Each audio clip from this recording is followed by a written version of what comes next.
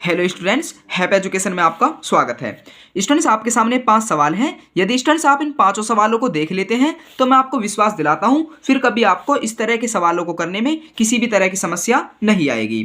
Students, इस lecture की शुरुआत करने से पहले मैं आपको एक ज़रूरी बात बता देता हूँ। स्टूडेंट्स, ये जो हैं इनको हम क्या कहते हैं? जैसे स्टूडेंट्स यहाँ पर ये 3 है, यहाँ पर 3 है, यहाँ पर 2 है, यहाँ पर भी 2 है। स्टूडेंट्स, हम इनको क्या कहते हैं? स्टूडेंट्स, यदि आप पिछले सभी लेक्चर्स देखते हुए आ रहे हैं तो स्टूडेंट्स आप बिल्कुल अच्छी तरह जानते होंगे कि इनको क्या कहते हैं। फिर भी स्टूडेंट्स मैं आपको बता देता हूँ, इन्हें स्टूडेंट्स इंग्लिश में पावर कहते हैं और हिंदी में इन्हें घात कहते हैं। यहाँ पर घात 3 है, यहाँ पर भी घात 3 है, यहाँ पर घात 2 है, या स्टूडेंट्स कहें यहाँ पर पावर 2 है, यहाँ पर पावर 2 है, या कहें यहाँ पर घात 2 है। तो स्टूडेंट्स आप बिल्कुल अच्छी तरह समझ गए होंगे। अब स्टूडेंट्स हम पहले सवाल को करते हैं। स्टूडेंट्स आपके सामने पहला सवाल है और स्टूडेंट्स मैं आपको बता दूं, यदि स्टूडेंट्स आप वास्तव में ही मैथ पढ़ना चाहते हैं, वास्तव में ही मैथ सीखना चाहते हैं तो स्टूडेंट्स आप बेसिक मैथ की प्लेलिस्ट में जाकर वीडियो देखना स्टार्ट करें। स्टूडेंट्स अब हम इस सवाल को करते हैं। स्टूडेंट्स यहाँ पर भी x की पावर 3 की बात हो रही है और यहाँ पर भी x की घात 3 की बात हो रही है। कहने का मतलब ये है स्टूडेंट्स, हम इनको जोड़ भी सकते हैं और इन्हें हम घटा भी सकते हैं। अब स्टूडेंट्स हमें इन्हें जोड़ना है या घटाना है, ये तो स्टूडेंट्स इनके चिन्ह बताएंगे। चिन्ह के हिसाब से ही स्टूडेंट्स हम इन्हें जोड़ेंगे या घटाएंगे। 2x की पावर 3 यह प्लस का है, 4x की घात 3 यह भी प्लस का है, यानी कि स्टूडेंट दोनों प्लस प्लस के हैं, प्लस प्लस के जुड़ जाते हैं। तो स्टूडेंट्स हम इन्हें जोड़ देंगे। 2 और 4 कितना होता है? 2 और 4 होता है 6। बात किसकी हो रही है? x की पावर 3 की बात हो रही है, तो हम यहाँ पर x की पावर 3 लिख देंगे। अब स्टूडेंट 6x की पावर 3 किसका आया?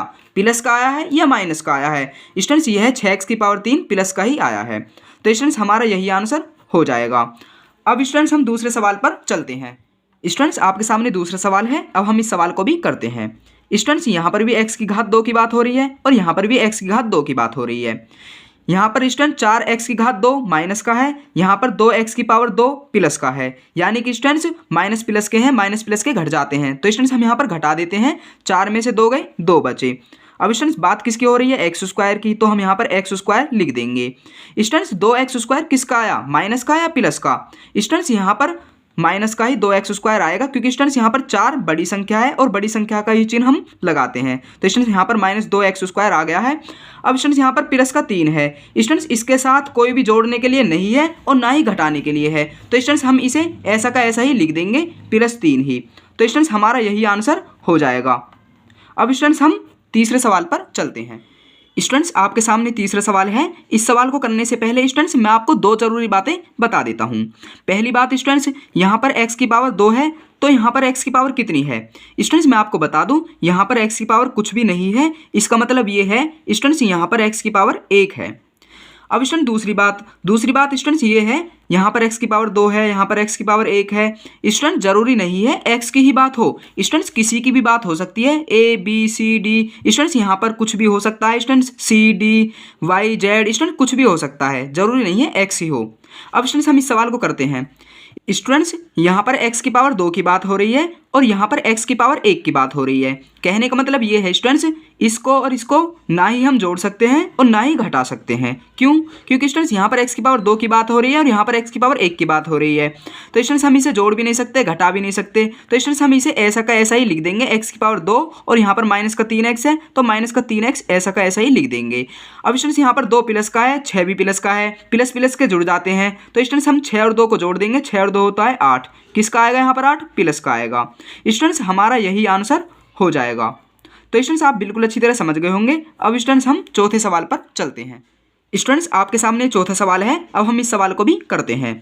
स्टूडेंट्स यहाँ पर y की पावर 1 की बात हो रही है और यहाँ पर y की पावर 2 की बात हो रही है। कहने का मतलब ये है, इसको और इसको तो हम बिल्कुल भी नहीं जोड़ सकते।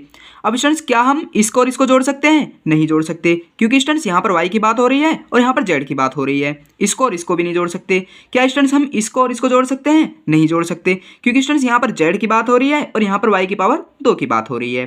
अब स्टूडेंट्स यहाँ पर 2 है प्लस का। अब स्टूडेंट्स इसके लिए कोई जोड़ने के लिए या घटाने के लिए है? तो स्टूडेंट्स इसके लिए भी कोई भी संख्या जोड़ने और घटाने के लिए नहीं है।